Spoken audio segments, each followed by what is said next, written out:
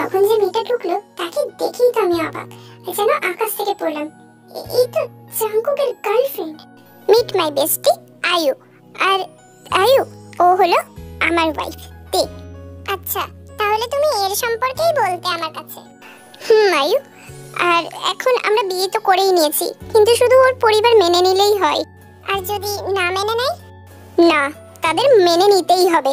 তে আমার জীবন, ওকে ছাড়া আমি বাঁচবই না। অন্যদিকে তেজ মনে মনে ভাবছে অন্য কথা। কি বড় ভুলটাই না করেছি আমি। জাঙ্কুকে চিনতে পারলাম না, নিজের ভালোবাসাকে চিনতে পারলাম না। কেন? আমি কত বড় বোকা। জাঙ্কুকের বেস্ট ফ্রেন্ডকে গার্লফ্রেন্ড ভাবলাম। আমি গার্লফ্রেন্ড ভাববো না তো কি ভাববো? ওই মেয়েটাই তো নিজে বলেছিল ও জাঙ্কুকের গার্লফ্রেন্ড। আমি যেন ওর থেকে আর জাঙ্কুকের থেকে দূরে থাকি। আর তাহলে জাঙ্কুকে ও ভালোবাসে না, আমি কখনোই তা হতে দেব না। জাঙ্কুক শুধু আমার, আমি তাকেই শুধু ভালোবাসি। আমার লাইফের প্রথম ভালোবাসা ও। জাঙ্কুকের ধাক্কায় আমার হুঁশ ফিরে আসে। তাকে দেখেই আনমনে চোখের পানি বেরিয়ে এলো কয়েক ফোঁটা। তা দেখে জাঙ্কুকের মুখটা যেন কালো আধারে ছেয়ে যায়।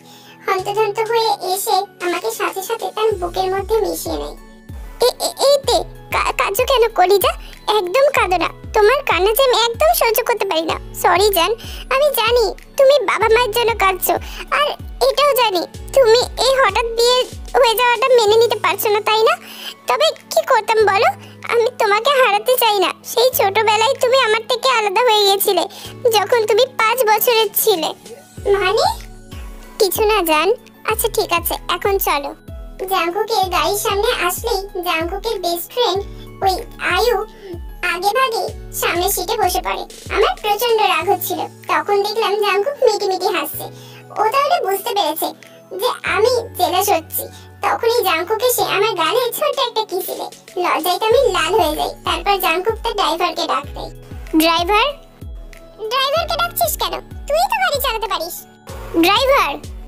জাঙ্কুক পরের বার ড্রাইভার বলে এমন ভাবে ডাকলো যেন আয়ুর কথা তার কান অব্দি পৌঁছায়নি। তখনই হঠাৎ করে আয়ুর ফোনটা বেজে ওঠে। আয়ু কথা বলা শেষ করে পর বলে, I am so sorry Jungkook, আমি যেতে পারবো না, আমাকে এখন যেতেই হবে, বাই। এই বলে আয়ু হন্তদন্ত হয়ে সেখান থেকে বেরিয়ে যায়। আরে আয়ু, আরে আরে যে চলে গেল। জাঙ্কুকের কথা না শুনে চলে যাওয়ার জন্য জাঙ্কুক তখন রাগে ফেটে পড়ে আর গাড়িতে জোরে একটা ঘুষি দেয়। সত্যি কি বোকা ও! বিয়ে তো করেইছে, কিন্তু একটা ভালো প্ল্যানও বানাতে পারলো না। অন্য কোনো ছেলে যদি ওর মতো হতো তাহলে আগে থেকে প্ল্যান, ভিডিও সবকিছু বানিয়ে মাস্টার প্ল্যান বানিয়ে রাখতো। আর এত বোকা হলো কি করে ও? দূর, আমার তো ভাবতেও লজ্জা লাগছে।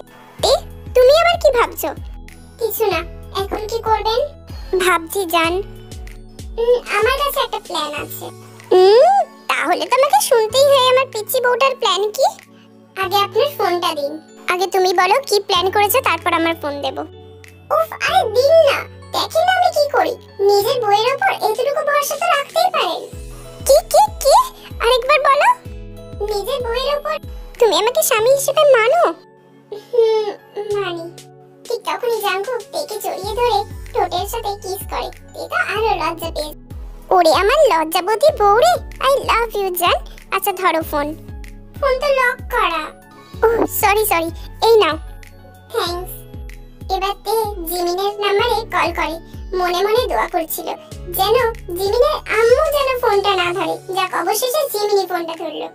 হ্যালো, আপনি কি জিমিন? জি বলুন, আমি জিমিন। জিমিন, আমি তে। তে তুই আননোন নাম্বার থেকে কেন ফোন করছিস? আর এটা কি তোর নতুন সিম? আরে না, নতুন সিম হবে কেন? ও হ্যাঁ, যা বলতে চাইছি, আমি আর জাঙ্কুক পালিয়ে বিয়ে করেছি। এখন তোর সাপোর্ট দরকার, আর এটা ওর নাম্বার। প্লিজ একটু হেল্প কর না রে, প্লিজ। কি? তুই পালিয়ে বিয়ে করেছিস? ও মাই গড, আমি তো বিশ্বাসই করতে পারছি না। তাও আবার কাকে? জাঙ্কুক, তুই চিন্তা করিস না, আমার থেকে ফুল সাপোর্ট পাবি। বল এবার কি করতে হবে? থ্যাংক ইউ রে দোস্ত। শোন, এবার আমার কথা শেষ হতে না হতে জাঙ্কুক ফোনটা নিয়ে বলল, হ্যালো জিমিন। আরে দুলা ভাই, কেমন আছেন? আমি ভালো আছি। শোনো, তোমার বাড়ির পাশে যে রেস্টুরেন্ট আছে সেটার সামনে চলে এসো, আমরা এখানেই আসছি। আচ্ছা বেশ। এবার জাঙ্কুক আর কিছু না ভেবে আমাকে গাড়িতে বসতে পারে আমি পিছনে বসতে গেলে ধমক দিয়ে আমাকে সামনে বসাই আর নিজে ড্রাইভিং করা শুরু করে। তাই আধ ঘন্টা পর আমরা ওখানে পৌঁছে যাই। গাড়ি থেকে নামার সাথে সাথেই জিমিন আমাকে জড়িয়ে ধরে। তুই পালিয়ে বিয়ে করেছিস? তো বিশ্বাসই হচ্ছে না রে। আচ্ছা তোমরা যাও, আমি আসছি। যাওয়ার সময় জাংকুক আমার গালে হাত রেখে পর বলে, নিজের খেয়াল রাখবে কেমন? আমি আসছি। জি, আর আপনিও নিজের খেয়াল রাখবেন।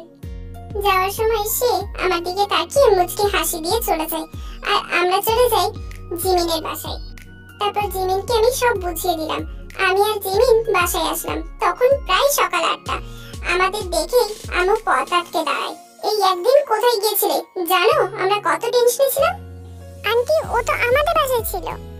কই, আমি তো তোমাদের বাসাতেও চেক করেছি। আরে না না আন্টি, ও তো আমাদের বাসাতেই ছিল। মানে আমরা গ্রুপ স্টাডি করার জন্য জেনিদের বাসায় ছিলাম, সেই জন্য। এবার থেকে গেলে আমাদেরকে জানিয়ে যাবে।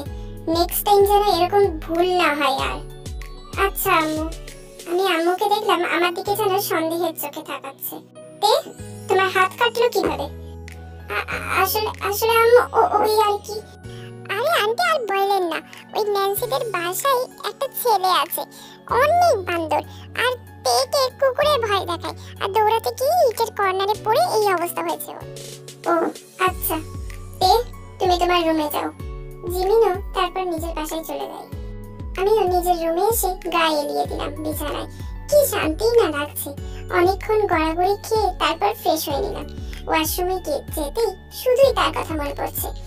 যাক, ফ্রেশ হয়ে বারান্দায় গেলাম। চুল ভিজে ছিল তাই টাওয়াল পেঁচিয়ে রেখেছি। বারান্দায় এসে দেখি জাংকুক নিচে দাঁড়িয়ে আছে গাড়ির সাথে হেলান দিয়ে। আমার দিকে অপলক দৃষ্টিতে চেয়ে রয়েছে। আমিও তার দিকে চেয়ে আছি। দুজনেই যেন চোখ সরাতেই পারছি না। অল্প কিছুক্ষণ সময় পর সে আমাকে একটা ফ্লাইং কিস ছুড়ে দেয়। আমিও তাকে দিলাম, কিন্তু এবার তোমার ভীষণ লজ্জা লাগছে, তাই আর তাড়ালাম না। চলে আসি রুমের ভেতরে। জানা দিয়ে উঁকি মেরে দেখি সে তো মাথার পেছনে হাত দিয়ে এখনো একটা ড্যাসিং লুক দিচ্ছে। পুরোই ক্রাশ লাগছে, একদম হট। সাদা জিন্সের সাথে একটা নেভি ব্লু কালারের শার্ট পরে আসছে। দেখলেই যেন চুমু দিতে ইচ্ছে করছে। আমার বর কত হ্যান্ডসাম, ভাবতেই পারিনি আমি এত হ্যান্ডসাম একটা বর পাবো।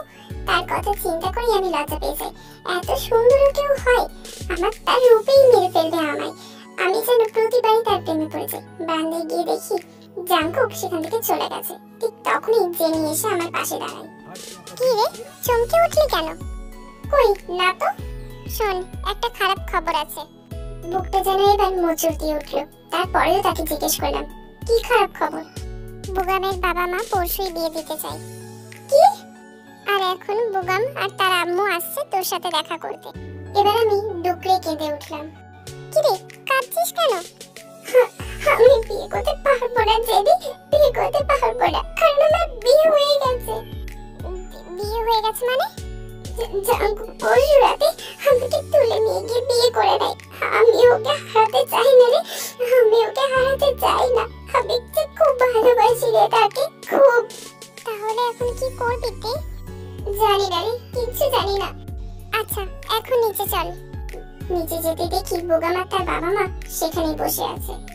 মা, আমরা চাই পরশুই তোমার সাথে বুগামের বিয়েটা যেন হয়ে যায়। বুগাম আমেরিকা চলে যাবে, তাই আমরা ভাবছি বিয়ে করে বউকেও সে যেন তার সাথে নিয়ে যায়। চিন্তা করবেন না বেয়াই, বিয়েটা পরশুই হয়ে যাবে। আঙ্কেল, আমি তের সাথে একান্তে কিছু কথা বলতে চাই। আচ্ছা বেশ, তো তোমরা বরং তের রুমে গিয়ে কথা বলো। বুগাম তের রুমে যাওয়ার সাথে সাথেই তেকে বলে ওঠে, অবশেষে বিয়েটা করেই ফেললে বলো? মানে বুঝো না, কালকে জাংকুককে বিয়ে করলো কে? আমি কি জানি? কালকে জাংকুককে তুমি বিয়ে করেছো, আর এখন ভাবছো তো কি করে খবরটা পেলাম? আমি সব কিছুর খবর রাখি। জাংকুকের থেকে দূরে থাকবা, না হলে তোমার হাড়গোড় ভেঙে বাড়িতে রেখে দেব, বুঝছো? শুনেন, আমি আপনাকে বিয়ে করতে পারবো না, জীবনেও করব না। করবা না? না। আচ্ছা তাহলে ঠিক আছে। এবার শয়তানটা আমার দিকে এক পা করে এগোতে লাগে। আমি পিছু হটতে থাকি। এক পর্যায়ে আমার কাছে চলে এলে আমি কষিয়ে গালে একটা চড় মেরে দিই। অসভ্য বেয়াদব ছেলে। আমি অসভ্য আর জাংকুক খুব সভ্য না? আমার তো মনে হয় এমন একদিনও নাই যে সে তোমাকে লিপ কিস করা থেকে বিরত থাকতে পারছে। চুপ, একদম চুপ। আমি যাচ্ছি, তবে এই চরের প্রতিশোধ আমি সুদে আসলে নেব, মনে রেখো। এরকম হুমকি ভরা একটা কথা বলে বোগাম সেখান থেকে চলে যায়। ও চলে যেতেই আমি দরজা বন্ধ করে বাড়ির সে ভিজিয়ে কাঁদতে লাগি।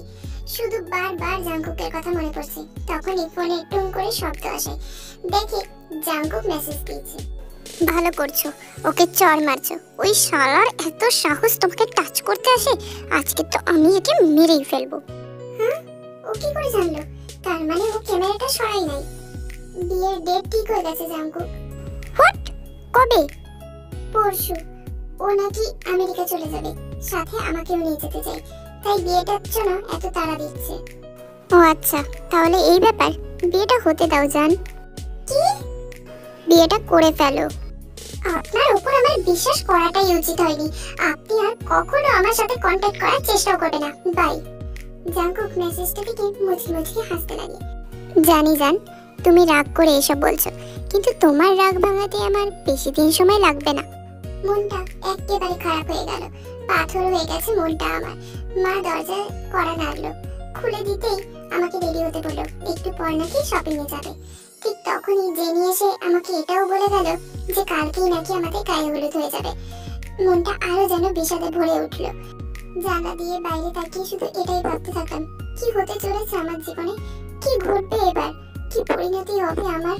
আমি যে জাংকুককে বড্ড বেশি ভালোবেসে ফেলেছি, তাহলে কি আমার ভালোবাসা কোনোদিনও পূর্ণতা পাবে না?